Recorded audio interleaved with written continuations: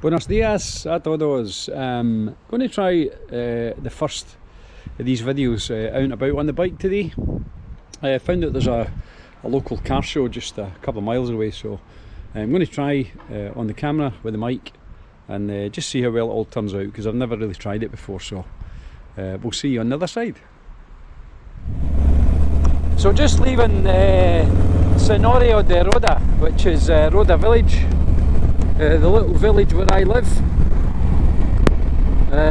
It's only a couple of miles up the road from one of the old fishing villages, Los Alcázares. So one of the things that we've learned about living in Spain is that all these little councils are all kind of autonomous communities, although they're much part of a much bigger province. They all have their own little councils, and that can sometimes make bureaucracy seem a little bit difficult. But to be honest, it's just about navigating the sort of lie of the land, so who's where, who does what. And then once you've been here a wee while, you really get to grips with the best places to go. Again, that's one of the other challenges of living here, there's always so much to do. So we're just going to go a couple of ways along this little back road. You'll see the sign coming up in a couple of miles on the right for Santa Rosalia.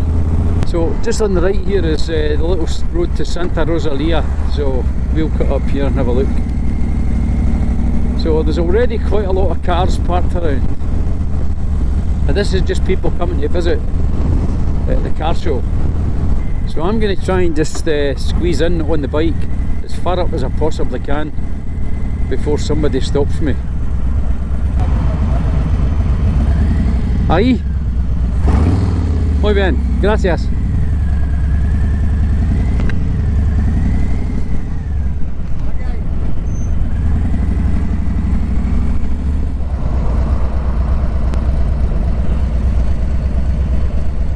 So still some older cars just coming in and a couple of little scooters, so I'm just going to tag on the back of these to see how far up we can get.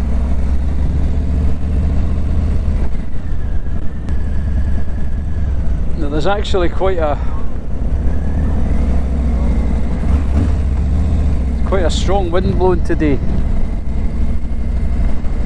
and quite a cold one. So the thing about Spain is that in the winter months, so we're in January now, and it's probably around 16-17 degrees, which back in Scotland we'd have felt that was really, really warm. But the problem seems to be here with the wind chill. You get a really cold wind blowing, so it does make it feel a hell of a lot colder than it actually is.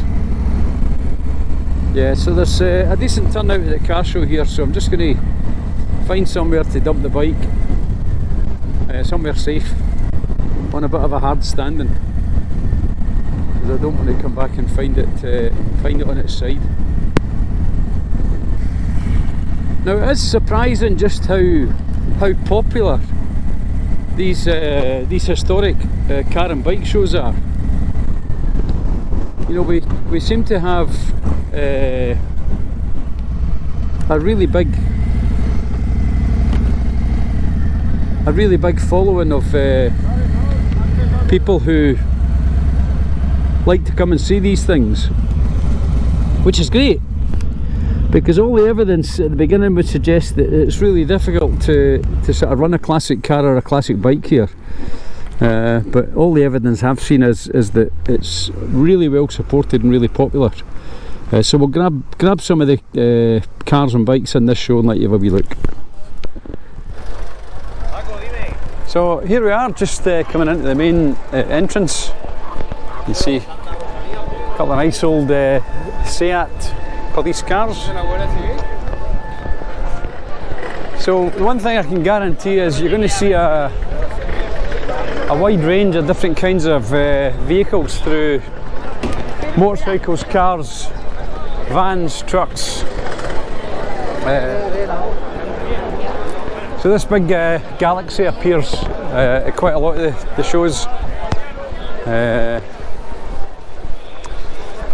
You get the same sort of cars turning up, which is great. So obviously you get this Vet and the Mustang. I haven't seen this one before.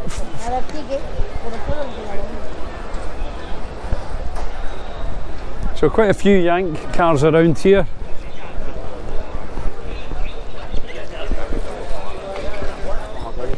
A wide range of different vehicles here. And of course the thing that is really good about I suppose these cars being in Spain is that because they get very little rain, you don't really suffer from the same rust issues that we would have had in Scotland.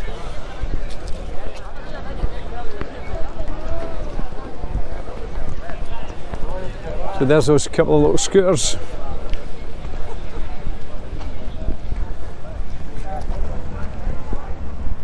Now here's an interesting one, because people say it's really difficult to get your modified vehicle registered in Spain. The real tight draconian rules, but here's a good example. This chopper here is fully registered in Spain, and it's got, well, there'll be nothing stock on this one, everything's modified. People say, oh, you need the standard exhausts. Have a look at them. You need the standard indicators. Don't see any. You need the standard bodywork. So it is entirely possible if you know the right people. A couple of little modified BMWs, I've seen these before, they're always nice and clean. Being Audi motor. Beach buggies.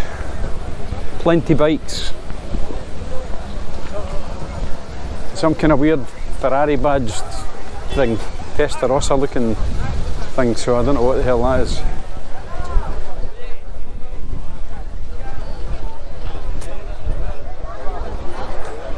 And there's always a really good selection of classic cars here. You know, when did you last see one of these?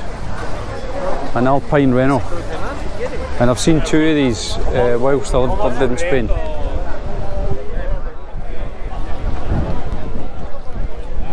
So just going to get into this field. Two CVs galore.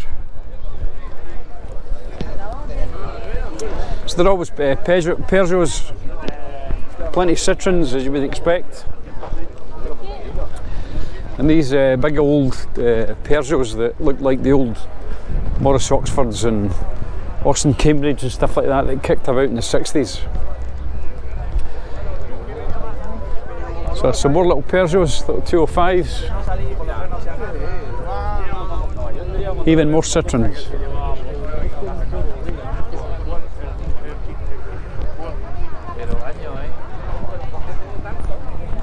In fact, I don't think I've ever seen so many Citroen 2CVs in the one place, so this show is definitely well supported. There's always half a dozen little minis appear and pop up, and then we've got an interesting row at the back here, so let's have a look at that.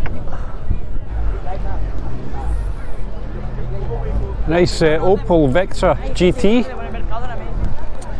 and a couple of little Opels, but the interesting thing about this row is that we start to see some Fords now, nothing special, just some Ford Orions and a little Fiesta, but then we get into the meaty stuff. Nice gunmetal RS turbo in really good nick. And I've seen this about, it's driven quite a lot. A couple of more Escorts, then a Sierra Sapphire. More Opels, then we've got a Capri. So a kind of later Capri than another Escort. Looks like a little XR3i there. But now, an RS Cosy. Is it a real one? Is it a copy? I'm sure the experts will be able to tell us, but it's certainly in good condition, that's for sure. Little XR2i Fiesta here, another probe. So Ford's well supported here with some of the old sort of classic stuff. And down the other side, we're still seeing Citroen 2CVs. Nice little Mach 1 Fiesta there. Little XR2, same as the one I had, exactly the same colour and everything. Then another little XR2 here. And another one. So some nice little Fords here. You find that at these shows there's always high volumes of these small CC bikes. You know, little 50cc and 80cc bikes. And the good thing about them is that you see them out on sort of the club about in a road trip. So you might be out on a bike and you'll come across 30 or 40 of these things just being used, which is fantastic to see.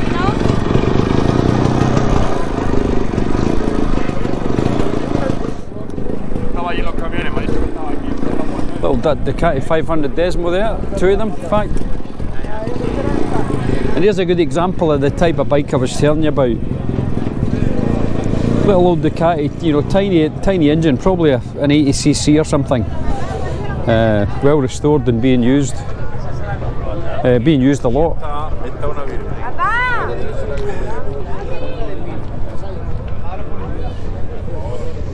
Little old Montesa.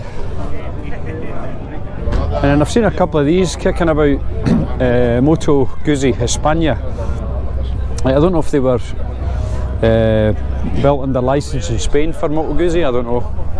But I've seen quite a few of them badged like that, so maybe you know, maybe you can tell me in the comments. Nice little...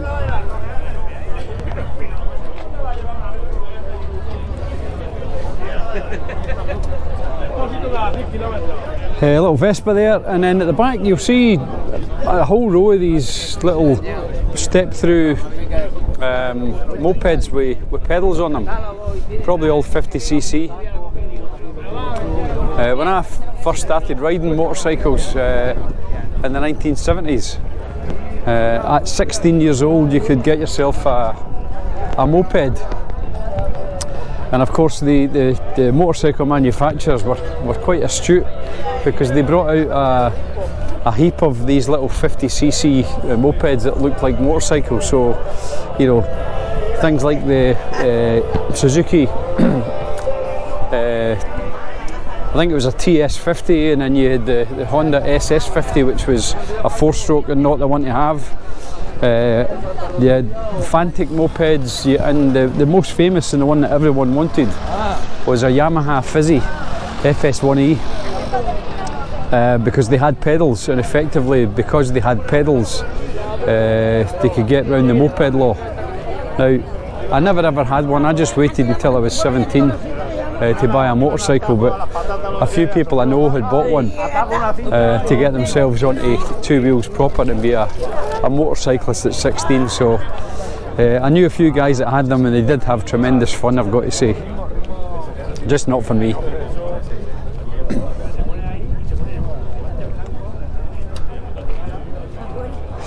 Just spotted one over here in the corner, which some of you guys around my age, well, a bike that was lusted after.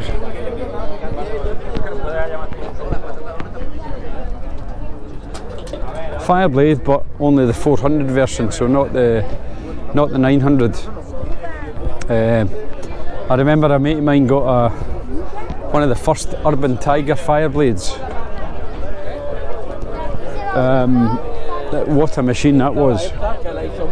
And I think he's still got it tucked away in his garage. He only ran it for about a year or so, then he parked it for some reason, and I believe it's still tucked away in a garage. So an original one owner Urban Tiger Fireblade with a couple of thousand miles on it. So maybe one day Maybe one day he'll sell it. Anyway, just coming along here, got the row of minis. All these little minis always pop up whenever I've been at the various shows. Great to see them in such good condition. We're just going to catch this little pickup. I've seen this once or twice, and it's the kind of thing that I would just love to be able to run around in. Great little thing, and then you've got a little Countryman next to it. So the condition of these cars is fantastic. There's no rust at all. So if you're a Mini fan, a Mini collector, this is a place to come and buy one. So I see the little pickups trying to get out without a lot of luck, because so many people walking around. What a great little car. There she goes, and a super clean little Countryman as well.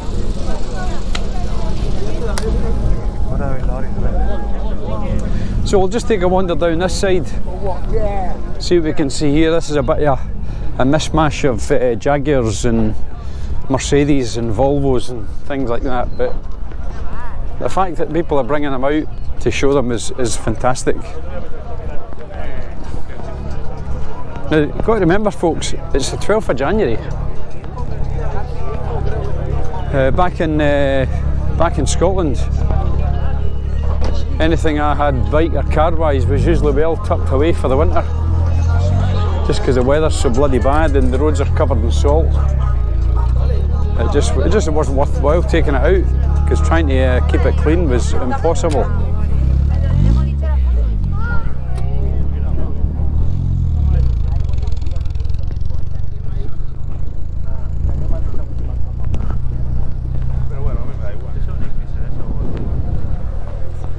Yeah, there's always got to be a car with Lambo doors on it. Somebody somewhere's got to fit Lamborghini doors.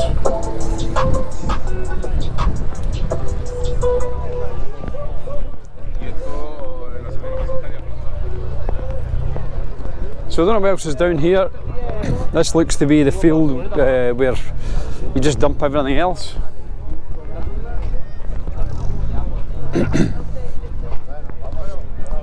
Another thing that's really popular here, I've noticed, is there are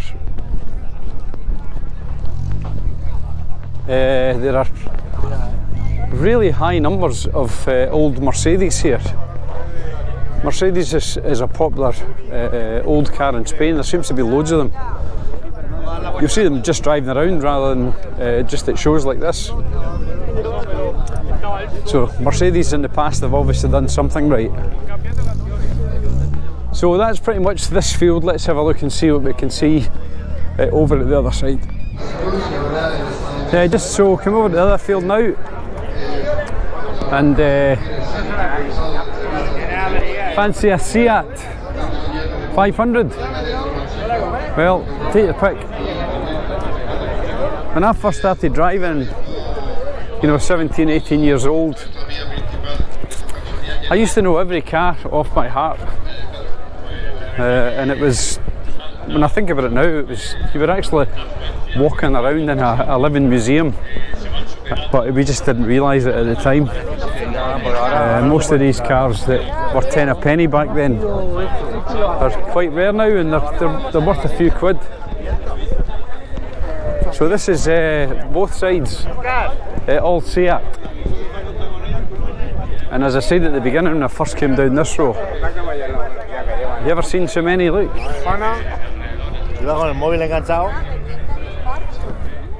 And it just shows you how big modern cars have become. And of course that's an issue in Europe, because most of the towns were initially built for horses and carts, and the cars were small. But now cars are getting bigger and bigger and bigger, and you look at one of those little Seat 500 or even an old Mini, you compare that to a modern. We followed a Mini Countryman last night, and I could not believe how big it is. The newest version of that. It's almost like It's like a big SUV now. Certainly nothing like a small family car. So yeah, so this side's all traditional old sort of European Seats. Let's have a look up the other side. So this side there's a Mercedes City.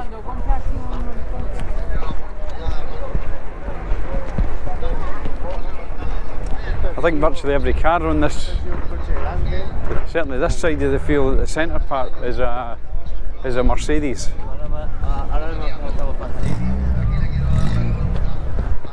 And a couple of older cars in perfect condition still being used. So a couple of Audis creeping in here, and BMWs.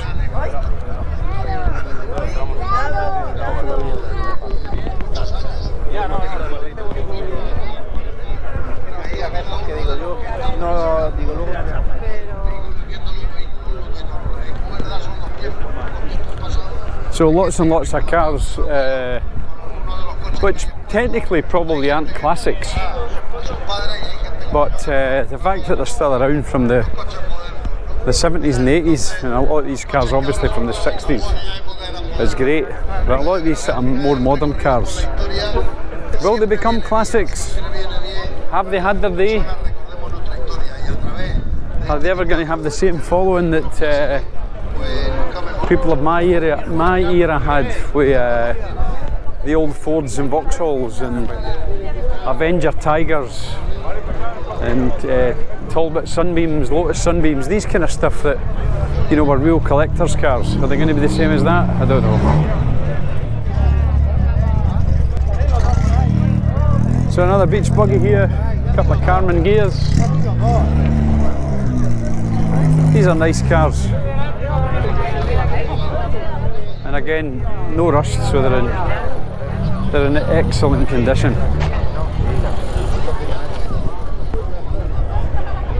Sorry, you can't really see them, it's just there's so many people around. It's really, really popular. Golf GTI, Rabbit, another one. Nice Mark 1 Golf there. Another GTI, so super clean little Beetle there. So this is the Volkswagen Golf, mainly Golf row. There's quite a few Mark 1s here. And the interesting thing is that they certainly go a lot cheaper here, for sale a lot cheaper here than they do in the UK. So maybe there's a potential wee business opportunity importing classic Volkswagen Golf GTIs back to the UK. If you fancy a partner, give me a shout, I'll be your man on the ground. So just for completeness, we'll finish off. This is like a commercial bit, a couple of really old trucks here and some newer ones. But again, it's just nice to see that people, care enough to spend the money to keep these old things on the road. That's a Spanish truck, Pegasus.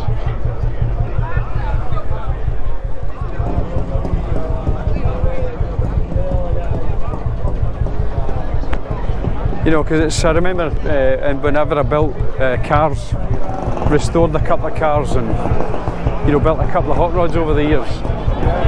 It's hard enough dealing with moving things around in a garage for a car, but obviously the engines and the gearboxes and axles and wheels and these things are all massive, so that just adds a whole different level to it, I think.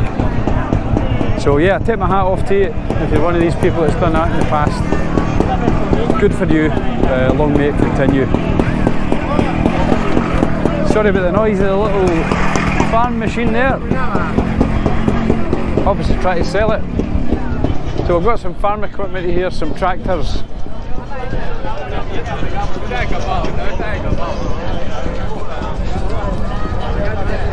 And that pretty much covers the whole show.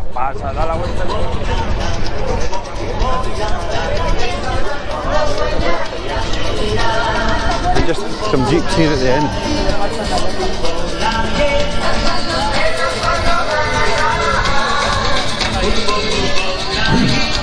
Isn't that some jolly Spanish music? Just to finish off our walk around the classic car show here in Santa Rosalia.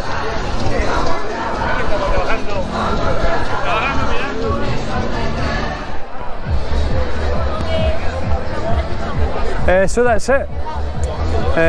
Bit of a quick skate around the auto jumble and just add it into the video, just on a fast forward just to see what kind of things are available.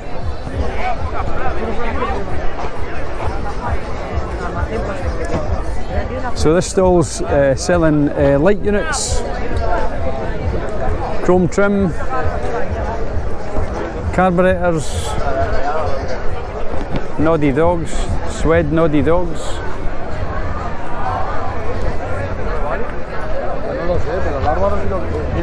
For the dashboard. Tools.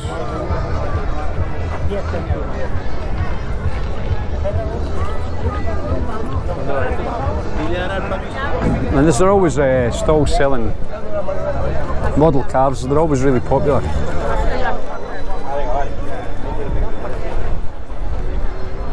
I think we all go through a phase of if we can't afford or don't have the time or the skill or knowledge to build or rebuild a classic car or bike, we just buy a model of one and at least another one and another one, and before you know it you end up with shelves full of these things.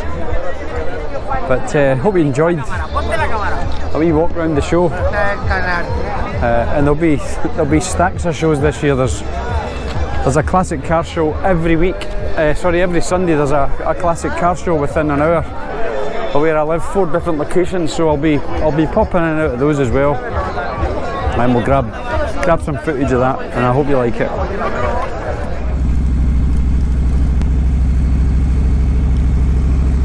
So there you have it, folks. That's the little classic car show at Santa Rosalia done. Now this is up a little dirt track farm road, so this is not typical of the roads you would see here. The roads are normally, as I said there, they're pretty good. So you can see by the number of vehicles that are parked how popular this is. And something that I forgot to mention is that they're always free. You don't pay anything to go in and see these shows. They always just have them in a public area, public car park, where anybody can just wander in and out. So I always wondered how they managed to do that, but people seem to just do it for the love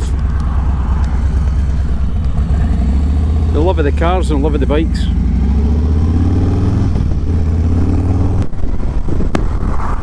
So I don't know if you managed to see them on the video, but I've just as I was getting ready to leave there, all those little step through mopeds that I was telling you about, they've all decided to leave at the same time, and it did make me chuckle because it was like a swarm of bees going past. I don't know if I'll be going the same direction as they are, but it was quite funny to see, quite funny to hear, so we'll have a wee look at it and see.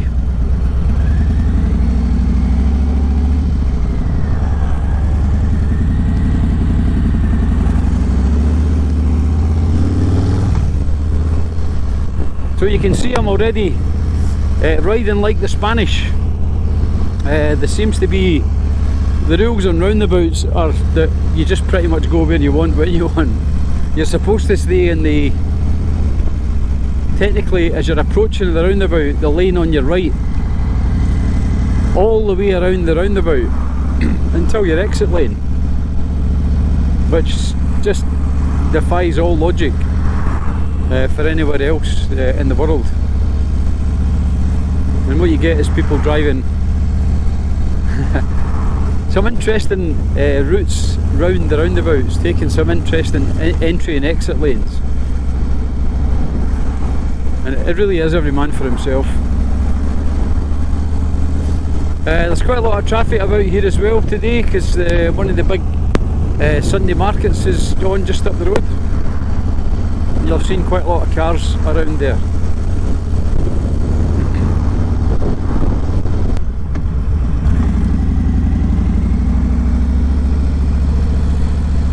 That's exactly what I mean, people just cutting right across in front of you, so you have to keep your wits about you all the time.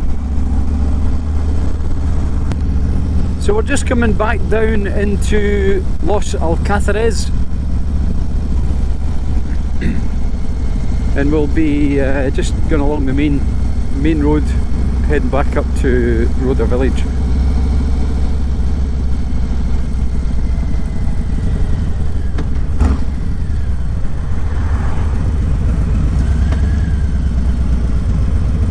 A lot of traffic here, so let's do what the Spanish do and just navigate some of those cars.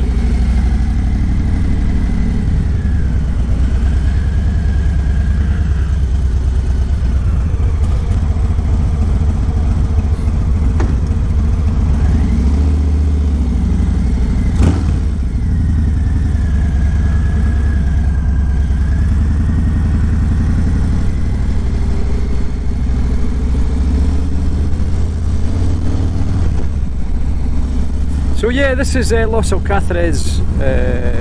People call it the old town, it's just the original town. Down on my right there is where the main square is, and some nice little bars and restaurants. This is the main road through Los Alcázares. Some cracking restaurants here again, Ramon on the right.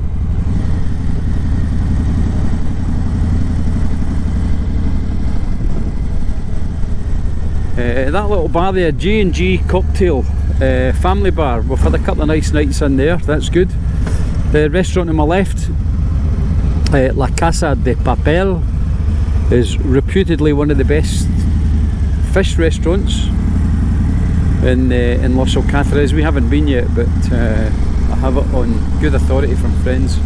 Been into El Chato on the right, that was lovely, really good.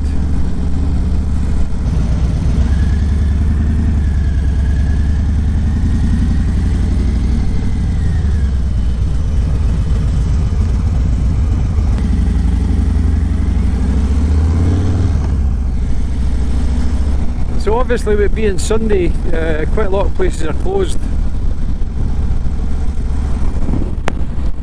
and Monday tends to be the main day for shops to close here. So keep that in mind if you're coming and arriving on a Sunday or a Monday. Most of the places are actually closed. Most of the supermarkets are closed on a Sunday, but you'll always have little local supermarkets and things like Aldi and Lidl will always be open on a Sunday, but the main supermarkets like Mercadona and Consum, etc., they tend to all close. So just here on the right is the 525 Plaza, which is where all the main sort of bars and restaurants are down what is known as the Strip by the expat community. The real name is the Avenida Rio Nalón, but it's just known as the Strip.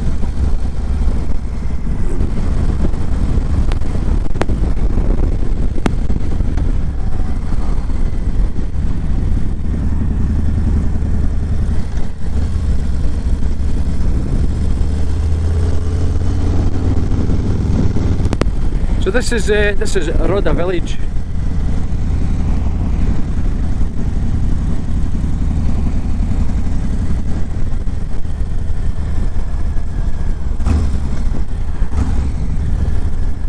Well, I hope you enjoyed that we run around some of the back roads in Spain and a wee look at the sort of car and bike show. Again, please let me know in the comments if you want to see more of that. I'm happy to do it. I'm trying to combine all of the stuff that are my interests and hobbies So I like old cars, bikes, bits and bobs of the motor trade, so try and make the channel suit lots of different people, but primarily I want to make sure it suits you that are watching it. So again, let me know in the comments. Please like and subscribe, just keep the channel growing, and we'll see you all in the next video. Hasta luego.